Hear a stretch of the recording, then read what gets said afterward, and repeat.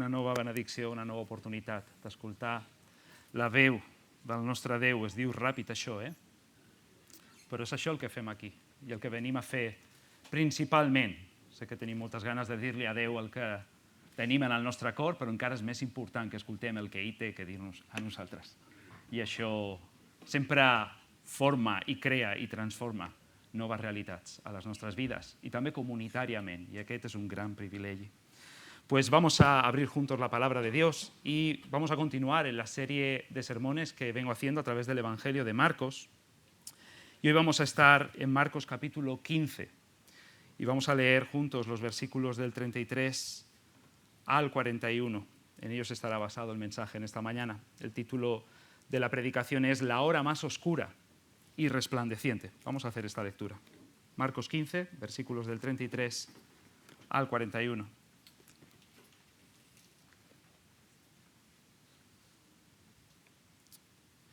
Y dice así: Cuando vino la hora sexta, hubo tinieblas sobre toda la tierra hasta la hora novena.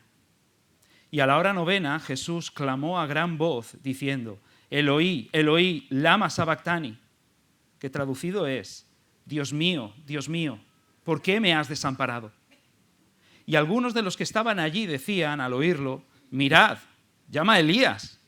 Y corrió uno y empapando una esponja en vinagre y poniéndola en una caña, le dio a beber diciendo: Dejad, veamos si viene Elías a bajarle. Mas Jesús, dando una gran voz, expiró. Entonces el velo del templo se rasgó en dos, de arriba abajo. Y el centurión que estaba frente a él, viendo que después de clamar había expirado así, dijo: verdaderamente este hombre era hijo de Dios. También había algunas mujeres mirando de lejos, entre las cuales estaba María Magdalena, María la madre de Jacobo el menor y de José, y Salomé, quienes cuando él estaba en Galilea le seguían y le servían, y otras muchas que habían subido con él a Jerusalén. Amén. Esta es la lectura de la palabra de Dios. Quizá te sientas identificado en esta mañana con la realidad que describe el título de este sermón: la hora más oscura y resplandeciente a la vez, ¿no? Un momento profundamente doloroso en tu vida en el que paradójicamente pudiste descubrir algo hermoso, algo bello y trascendental que transformaría tu realidad. Y quizá eso ha podido ocurrir en la oscuridad de un cáncer, o de una depresión, o de una ruptura, o de la pérdida de un ser querido. La vida a veces esconde ese tipo de sorpresas detrás de los golpes más duros. Eclesiastés capítulo 7 dice: en el día del bien goza del bien, y en el día de la adversidad considera: Dios hizo tanto lo uno como lo otro. Y esta es la realidad que puede describir bien el episodio que consideramos de la muerte de Jesús: luz en medio de la hora más oscura. Y contemplarle y considerar juntos los sucesos que rodean su muerte despierta y alimenta adoración y nuestra fe hacia Él. Y vamos a hacer esto precisamente a través de 3 puntos en esta mañana. En primer lugar, vamos a hablar de la realidad de su muerte. En segundo lugar, el resultado de su muerte. Y en tercer lugar, la respuesta ante su muerte. La realidad, el resultado y la respuesta. Proporcionalmente hablando, no os asustéis, el primer punto va a ser mucho más extenso que los otros dos. Y con el tercero concluiremos. Pues vamos en primer lugar a hablar de la realidad de la muerte de Jesús. Y a la luz del evangelista Marcos podríamos distinguir aquí 4 realidades que rodearon la muerte de Jesús. Acabamos de cantar: «I mai sabré quan va costar morir per mi, allá la creo». Y eso es cierto, no tenemos ni idea, no podemos imaginar lo que eso significó, pero a la luz de los evangelios podemos decir algunas cosas y considerarlas juntos con la ayuda de Dios. Y la primera de las realidades que nos encontramos en ese momento crucial de la muerte de Jesús son las tinieblas. En cada una de estas realidades voy a seguir el mismo esquema. Vamos a hablar de la explicación de esa realidad, después de la implicación y después de la aplicación para nosotros. Pues vamos a ver primero la explicación de estas tinieblas. El versículo 33 comienza diciendo: cuando vino la hora sexta, estos son las 12 del mediodía, Jesús había sido crucificado a las 9 de la mañana, así que lleva 3 horas en la cruz. Hubo tinieblas sobre toda la tierra hasta la hora novena, y eso nos sitúa en las 3 de la tarde. Fuentes posteriores recogen lo que en su momento, cerca del año 50 después de Cristo, muy cercano a los Hechos, el historiador del siglo I Talo habló de una oscuridad terrible que cubrió entonces el Mediterráneo y toda Judea, acompañada de terremotos, coincidiendo con la muerte de ese Jesús. ¿Pero qué es lo que sucedió aquí realmente? Bueno, te podrás imaginar que no han faltado explicaciones, ¿verdad? Naturalistas. De hecho, el mismo historiador Talo lo atribuyó a un eclipse solar. Esa teoría fue descartada muy tempranamente, dado que la muerte de Jesús sucedió durante la semana de la Pascua, que coincide siempre con luna llena. Y un eclipse solar no puede darse con luna llena, sino con luna nueva. Pero además está el factor de la duración. Un eclipse solar puede durar unos pocos minutos, entre 7, 8 minutos máximamente, pero aquí se nos habla de una oscuridad de 3 horas. Las explicaciones que apuntan a un fenómeno meteorológico común se quedan cortas y queda abierta la mejor posibilidad a una oscuridad sobrenatural, extraordinaria. Y esto tiene mucha implicación. La oscuridad tiene un significado teológico a través de las Escrituras. Si tú estudias la palabra tinieblas, la palabra oscuridad en el Antiguo Testamento, vas a ver que constantemente hacen referencias al juicio de Dios por la maldad del ser humano.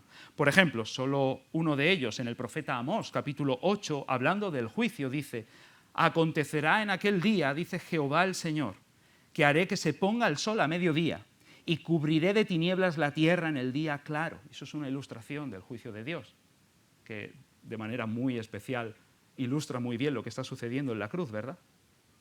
Pero ¿hacia dónde está cayendo este juicio? Esa es la gran pregunta. Y la respuesta es sobre Jesús. Sobre Jesús. Para entendernos, Jesús en la cruz está funcionando como lo haría un pararrayos encima de un edificio, en medio de una tormenta. El pararrayo absorbe toda la descarga eléctrica.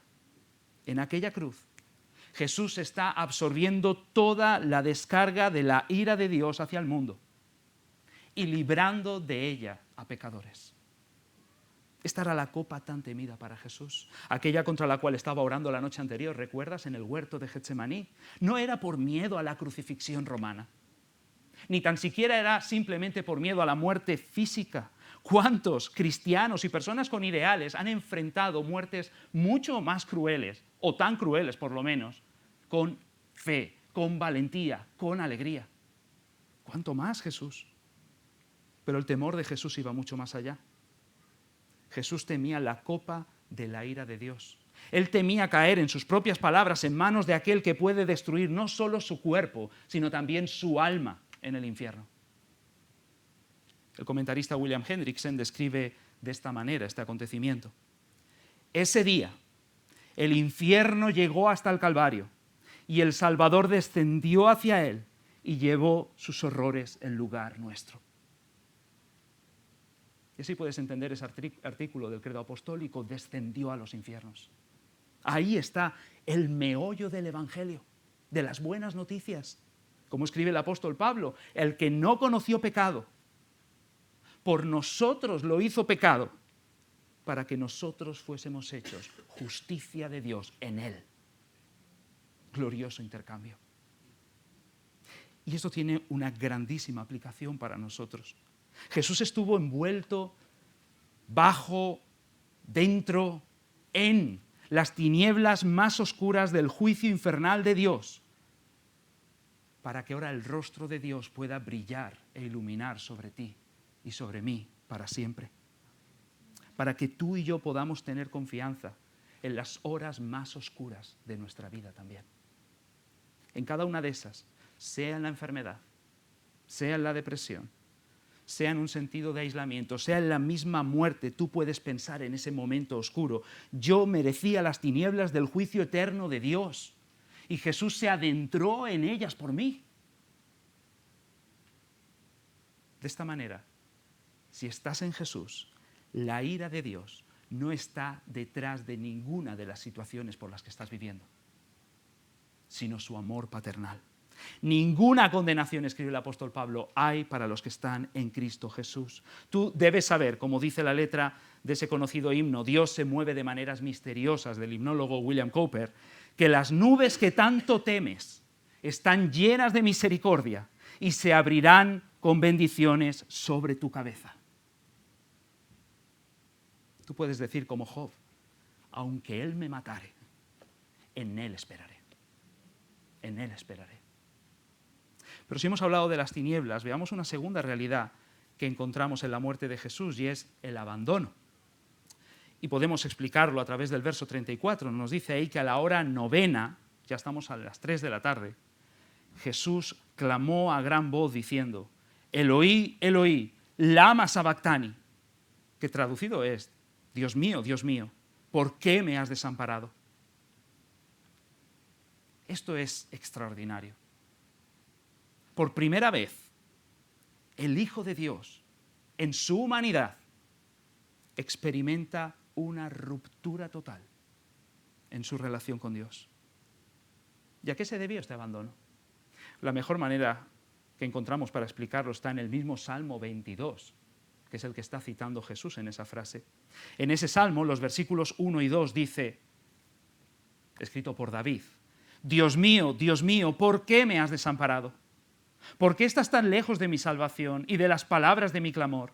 Dios mío, clamo de día y no respondes, y de noche y no hay para mí reposo. Los versículos 4 y 5 continúan diciendo, en ti esperaron nuestros padres, esperaron y tú los libraste, clamaron a ti y fueron librados, confiaron en ti y no fueron avergonzados. En resumidas cuentas, este clamor lo que está diciendo es, en toda la historia de tu pueblo, cuando uno de nuestros antepasados clamó a ti, tú le escuchaste y lo respondiste, pero para mí no hay salvación. ¿Por qué?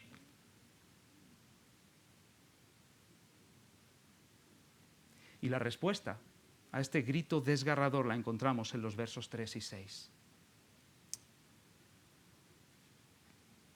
Pero tú eres santo, mas yo soy un gusano y no hombre. Lo que debemos entender aquí es que Jesús está cargado de toda nuestra maldad. ¿Y qué dice el profeta Habacuc, capítulo 1, verso 13? Muy limpio eres de ojos para ver el mal. Demasiado limpio. ¿Cómo de agradable te sería estar encerrado en una habitación sin ventilación, con un cadáver allí, en proceso de putrefacción, o con cualquier cosa que huela fatal, llena de estiércol? En la cruz Jesús está repleto de todo lo que Dios más aborrece, más náuseas le produce, a lo que no se puede acostumbrar. Y como respuesta inevitable, se separó de él. Dice el Salmo 5, porque tú no eres un Dios que se complace en la maldad. El malo no habitará junto a ti. ¿Qué pensarías si tuvieses a un juez tomándose algo con el criminal? Hablando muy amablemente con él, con claras señales de amistad entre ellos. Un poco sospechoso, ¿verdad? Dios no es un juez corrupto. Él ni siquiera entra en la misma habitación donde está el malo. No lo vas a encontrar ahí. Y esto tiene una gran implicación. La Biblia presenta el abandono de Dios como la realidad más esencial de su juicio. Alguno quizá hoy podría decir en esta mañana, bueno, nunca he sido una persona muy religiosa tampoco, no acostumbro a asistir a una iglesia, ni siquiera he vivido muy consciente de Dios en mi vida, no creo que sea para tanto, me imagino que podría acostumbrarme a una eternidad abandonado por Dios en el infierno, no debe ser para tanto.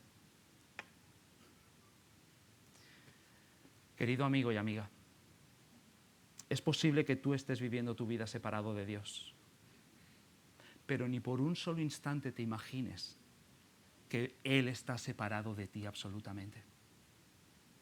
Él está mucho más cerca de lo que nos imaginamos ahora mismo aquí, con cada uno de nosotros. El apóstol Pablo escribe, en Él somos, vivimos, nos movemos. Él es el que sigue ahora mismo permitiendo el latido de tu corazón. Él es el que le da sabor a tu paladar para que te guste tanto esa comida. Él es el que permite el sonido a tus oídos para que escuches la carcajada de tus hijos.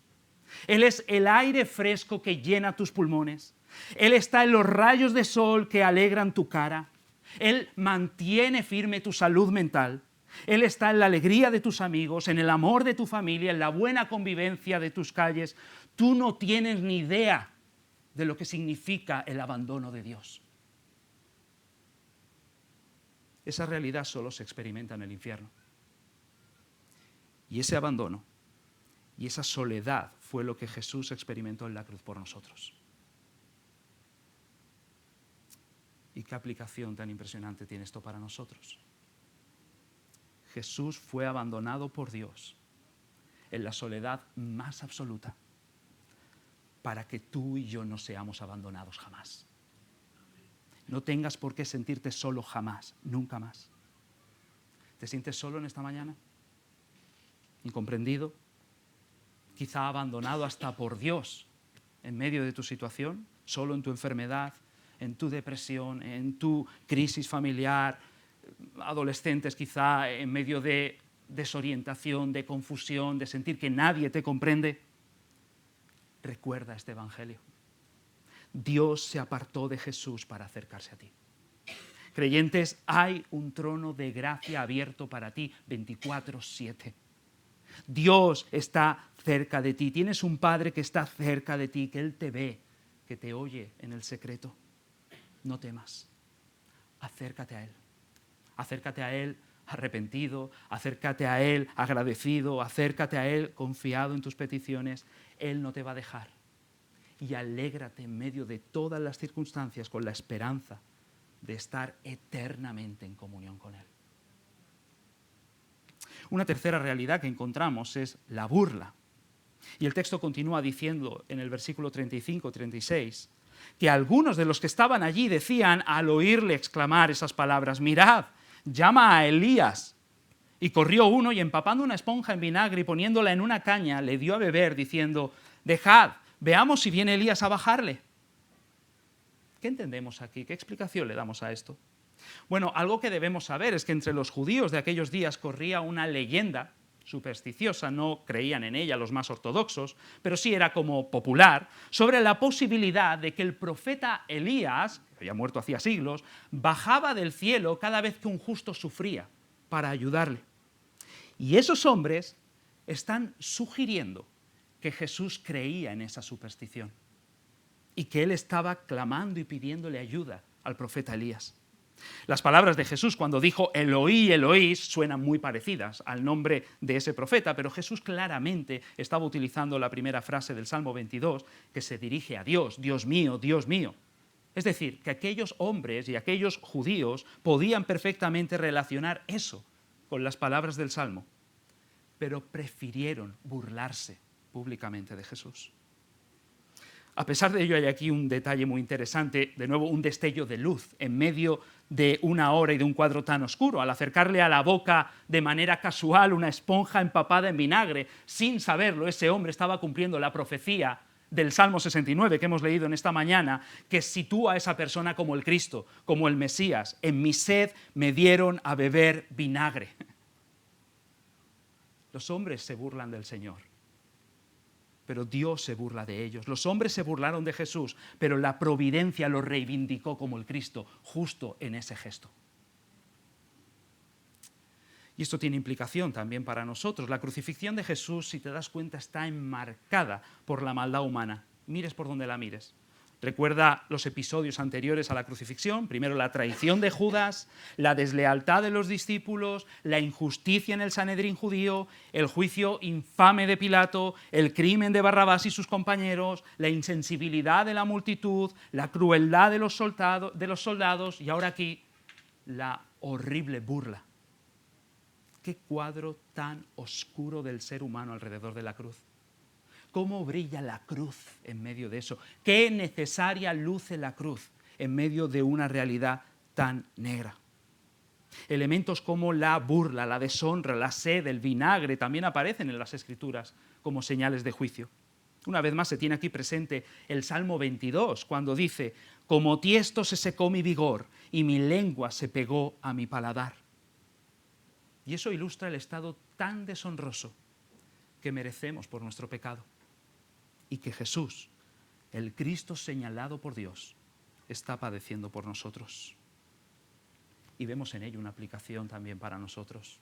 Jesús fue deshonrado como un infiel en la cruz, para que tú y yo podamos ser recibidos en la familia de Dios y honrados por Dios como sus hijos fieles. Diga lo que diga hoy la debilidad de tu carne, las acusaciones de Satanás en tu conciencia, o la voz de este mundo que te rodea y quizás se está burlando de ti, si tú estás escondido en Jesús por la fe, esta es tu verdadera identidad: hijo de Dios, hijo de Dios. No busques tu honra en el dinero, ni en tu aspecto físico, ni en tus relaciones, ni en las notas académicas que tienes, ni en la posición laboral que has conseguido, ni siquiera en tu juventud y en tu vitalidad o en tu reputación social. ¿Por qué rebajarla a algo tan frágil y pasajero? No busques tu identidad ni tu honra nada más que en la cruz de Cristo. Ella te habla en esta mañana. Ella te dice quién eres. También adolescentes a vosotros, que estáis rodeados de tantas voces que os quieren decir quiénes sois a vuestro alrededor, o por comparación constantemente en las redes sociales, o incluso lo que tú te dices a ti mismo también. No escuches esas voces, escucha lo que te dice la cruz. Y ella lo que te está diciendo es que eres más pecador de lo que pensabas, pero a la vez has sido más amado de lo que jamás te habrías imaginado. Quizá el mundo se burla de ti también, pero escucha en esta mañana la voz de tu Padre que está en los cielos, y quien por medio de la cruz te está gritando: te amo, hijo mío, te amo, eres mi hijo. Y vemos una última realidad, y es la propia muerte. Verso 37 dice: mas Jesús, dando una gran voz, expiró. La luz se ha apagado definitivamente. Piensa, llevamos casi como unos 3 años en el Evangelio de Marcos, casi lo estamos haciendo a tiempo real. ¿Cuánto hemos caminado con Jesús de la mano de Marcos? El hombre al que hemos estado admirando a través de todo este Evangelio. Aquel que tanto bien ha hecho a todo el mundo, sanando enfermos, liberando endemoniados, dignificando a las personas, iluminando corazones, purificando el alma, acaba de experimentar los horrores de la muerte. Sonó como una muerte triunfal, parece un león rugiendo en aquella cruz, ¿verdad? Pero finalmente expiró, murió. Y no de cualquier muerte, como escribe el apóstol Pablo en su poema de Filipenses 2, y muerte de cruz, símbolo de maldición, símbolo de vergüenza, símbolo de separación total. Y vemos implicaciones en esto también. En el jardín del Edén, Dios había dicho al hombre que el día que comiere del árbol prohibido, moriría. Desde la caída, la muerte ha formado parte de nosotros. Es una consecuencia natural y judicial a la vez. Es natural porque, al igual que si desconectas una batería de la fuente de corriente del enchufe, ¿verdad?, se queda sin corriente eléctrica y se acaba apagando. De esa misma manera, al abandonar a Dios, que es la fuente de vida, morimos física y espiritual y eternamente. Pero cuidado, también judicial, puesto que es la sentencia justa y proporcional que Dios impuso sobre criaturas injustas. No serán más. En ocasiones, especialmente en funerales, oímos hablar de la muerte en términos de es ley de vida. Habéis oído esta frase, ¿verdad? Quizás a lo mejor la has utilizado. Es ley de vida. Pero a la luz de la Biblia, ¿es eso cierto? ¿Es ley de vida morir? Es común morir. La muerte gana 100 de cada 100 batallas. ¿Pero es ley de vida? La muerte nunca formó parte del diseño original de Dios para nuestra vida. Es por eso que más bien debemos verla como una intrusa que entró en nuestra realidad, que entró en nosotros. Es por eso que, aunque digamos que es ley de vida, nos parece tan antinatural morirnos. pero el pecado en nuestra raza lo exige. Y el sustituto del hombre debe pasar por ella, si ha de redimirnos de ella. Hecho maldición por nosotros, para que nosotros fuésemos hechos bendición. Y de nuevo hay una gran aplicación aquí para nosotros. Jesús se sujetó a los terrores de la muerte para soltarnos a nosotros de sus cuerdas y liberarnos de su miedo y darnos esperanza y luz en medio de ese instante. Ni la muerte nos puede separar del amor de Cristo, ni siquiera la muerte a los que estamos en Él. Aquí son válidas las palabras de Cantar de los Cantares, porque fuerte es como la muerte el amor de Cristo. Se ha dicho que todos los miedos del ser humano se reducen a uno, el temor a la muerte. Aquello que tanto miedo tienes, en realidad es porque temes que acabe contigo. El miedo a la muerte reduce todos los temores del ser humano. ¿Cómo enfrentas tú a ese enemigo final? Se ha dicho también que una fe que no te ayude a morir no sirve para mucho. Estoy totalmente de acuerdo. Si no te va a ayudar en el momento más crucial de tu vida, entonces no sirve para nada. Pero tú, cristiano, puedes saber que aquel que atravesó la muerte por nosotros la ha perfumado. Ha redimido y rescatado esa realidad, lo ha convertido incluso en algo positivo para nosotros, la ha llenado de esperanza. El que murió por nosotros no te va a abandonar, ni siquiera en ese mismo momento final. Así que cuando tú te preguntas como cristiano con el catecismo de Heidelberg, ya que Cristo murió por nosotros, ¿por qué hemos de morir también nosotros? Pregunta para niños. Tú puedes responder con seguridad. Nuestra muerte no es un pago por nuestros pecados, sino la liberación del pecado y un paso hacia la vida eterna. Jesús ha convertido tu muerte en liberación y en una puerta para la vida eterna. No hay una fe más poderosa frente a la muerte que la cristiana. No hay una mejor manera de enfrentar la muerte que muriendo en Cristo. Asegúrate que es así en tu caso en esta mañana. Arrepiéntete de tus pecados y únete a Cristo por medio de la fe. Y si ya es este tu caso, alégrate y consuélate en ello, en esta mañana. Amén. Pues habiendo visto las realidades que envuelven la muerte de Jesús, veamos ahora en segundo lugar, y como os decía, este segundo punto y el tercero con el que concluiremos son proporcionalmente mucho más breves. Pero hablemos ahora del resultado de esta muerte. Los resultados de la muerte de Jesús se vieron inmediatamente. Marcos los reduce a uno. Entonces, dice el verso 38, el velo del templo se rasgó en dos, de arriba abajo. Ahora, ¿qué está haciendo Marcos aquí? Nos está sacando de la escena del Calvario y nos está llevando dentro de un edificio del templo. Quizá te has indignado alguna vez mientras veías el Telenoticias y no enfocaba bien la cámara y tú, pero enfoca bien, que me estoy perdiendo el lugar donde está la noticia. Quizá podrías decirle, Marcos, enfoca bien, por favor, sé un buen reportero. La noticia está en el Calvario, ¿qué haces ahora llevándonos al templo? Pero espera, llevamos 3 años con Marcos y él ha demostrado ser un buen reportero de Jesús, así que podemos darle un voto de confianza y vamos con él al templo. ¿Qué es lo que está haciendo? ¿Qué relevancia tiene el templo ahora? Marco quiere que conecten los dos lugares, el cuerpo de Jesús y el velo del templo. Justo a esa hora que moría Jesús, las 3 de la tarde, miles de corderos estaban siendo sacrificados en el templo con motivo de la Pascua, que es la fiesta judía que celebra la libertad del pueblo de Dios.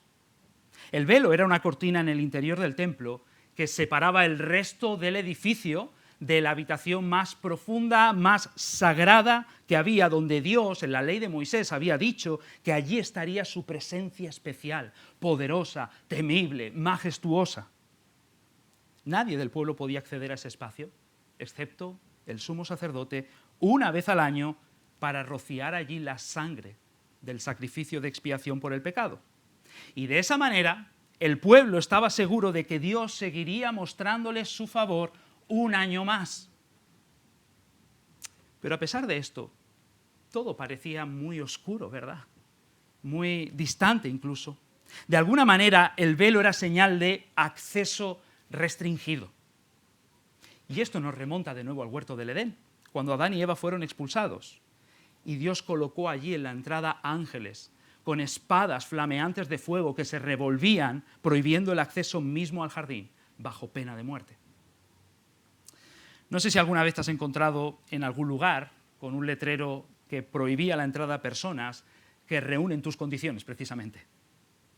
Quizá por un tema de zapatillas, estilo, por edad, por estudios, por profesión, por estado civil, porque llevas mascota a lo mejor.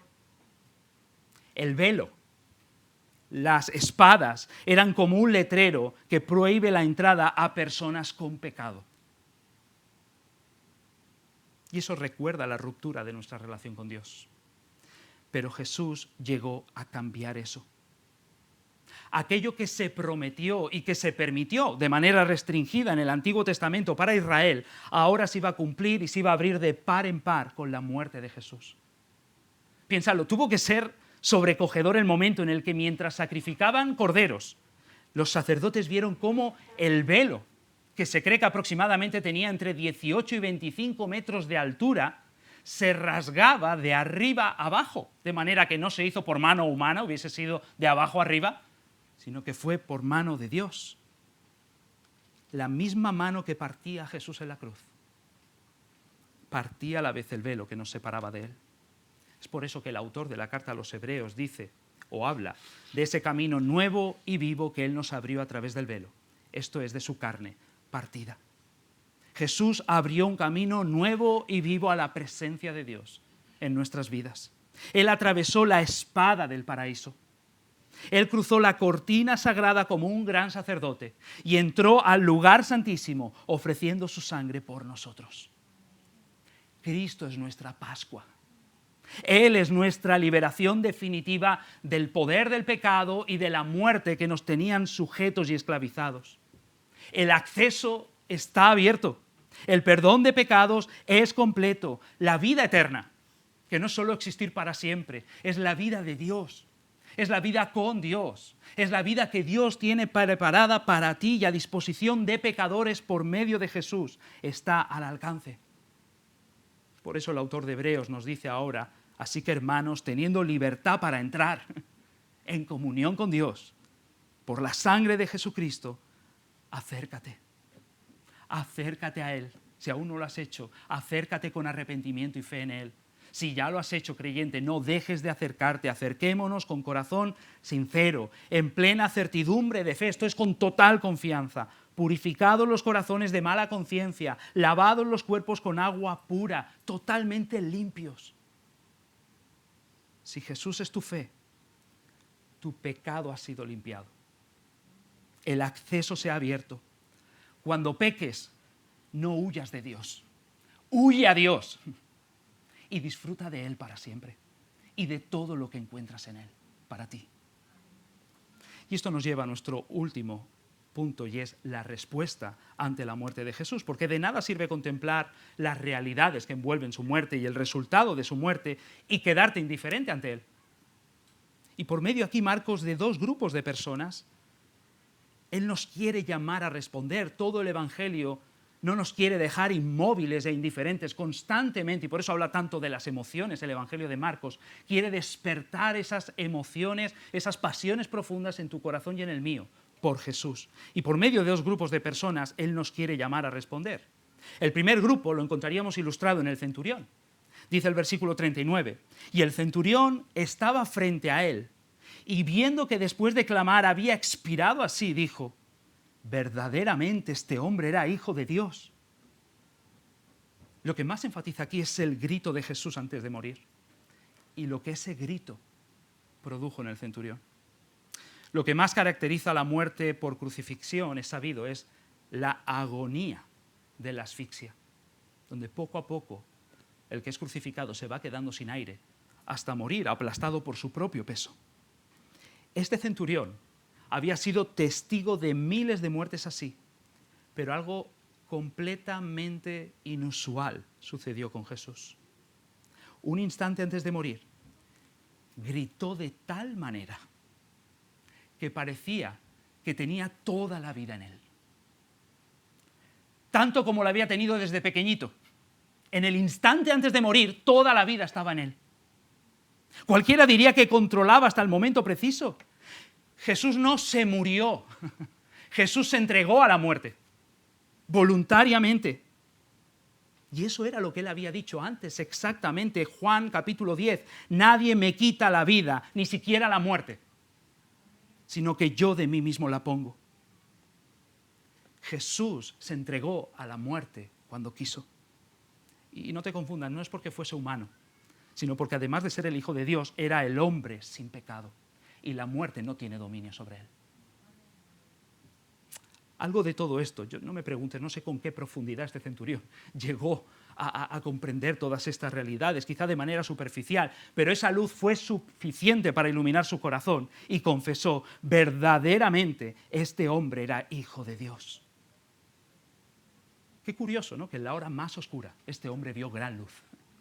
Y eso es lo que puede ocurrir también contigo y conmigo. Y qué detalle que se resalte esa confesión de los labios de un centurión romano. Probablemente el evangelista quiere ponerlas también con esa misma convicción en la boca de cristianos romanos a los que estaba dirigiendo su texto. Y de lo que no hay duda es de que quiere ponerlas con la misma convicción en tu boca y en la mía también.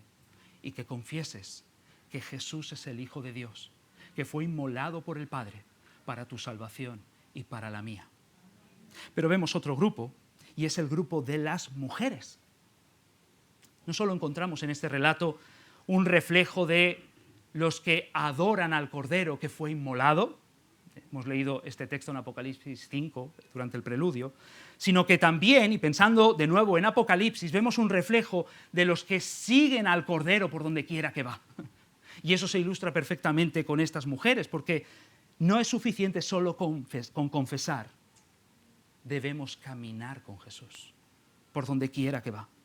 Y esas mujeres llegaron donde los apóstoles ni se atrevieron a llegar. Estas mujeres siguieron a Jesús hasta el mismo Calvario. Es sabido que las mujeres no eran especialmente valoradas en aquella cultura, pero son las que estaban ahí. Son las que les seguían, dice el texto, y les servían. Son las que, dice el texto, habían subido con él hasta el final. Estas mujeres y muchas otras van a ir apareciendo por todo el Nuevo Testamento a lo largo de la era apostólica y están sirviendo al Señor y están sirviendo a su iglesia y están sirviendo al mundo. Lo hacen con valentía, lo hacen con amor, lo hacen con fidelidad. Aquí se registran algunos nombres para memoria de ellas. Se habla de María Magdalena, María la madre de Jacobo y José y Salomé. En otros lugares tú te vas a encontrar con Dorcas, con Lidia, con Febe, con Priscila. Verdaderos pilares en la iglesia de Cristo. No te descartes. Mujeres en esta congregación, no os descartéis en el lugar donde el Señor os ha puesto, de la manera como sois, con las funciones que tenéis, los dones que Dios os ha dado, la vocación que ha puesto en vuestro corazón.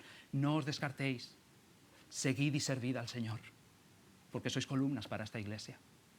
Y lo que digo a mujeres, digo también a hombres y ancianos y a los adolescentes y hasta a los niños, si estuvieran aquí también entre nosotros, todos los que seguís al Señor, no te descartes como seguidor y como servidor de Jesús. Hazlo como seas, hazlo como puedas, hazlo donde estés, porque el Señor tampoco se va a olvidar de tu nombre.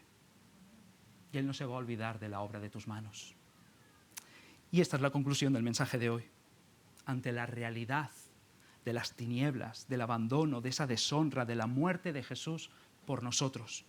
Y ante el resultado de su muerte, abriendo el acceso a Dios libremente para nosotros, confiesa abiertamente la fe en Jesús y estimula a otros a hacer lo mismo también, como hace este centurión. Y síguele y sírvele fielmente todos los días de tu vida, hasta el fin. Sigue al Cordero por donde quiera que vaya en tu vida, porque Él es digno. Amén. Oremos. Padre, gracias te damos por este cuadro y esta realidad que encontramos en el Evangelio. Y aunque reconocemos que no podemos entender todo lo que ha sucedido en aquella cruz y el precio que Jesús ha pagado por nosotros, podemos acercarnos por medio de tu palabra y con la ayuda de tu Espíritu que nos ayuda a comprender y a conocer estas cosas, y lo hacemos con temor y temblor, con humildad.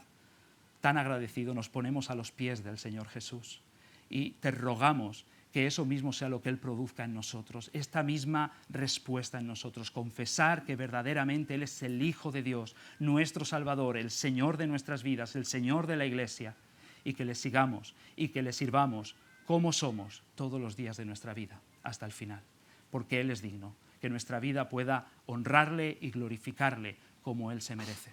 Oramos en el nombre de Jesús. Amén. Amén.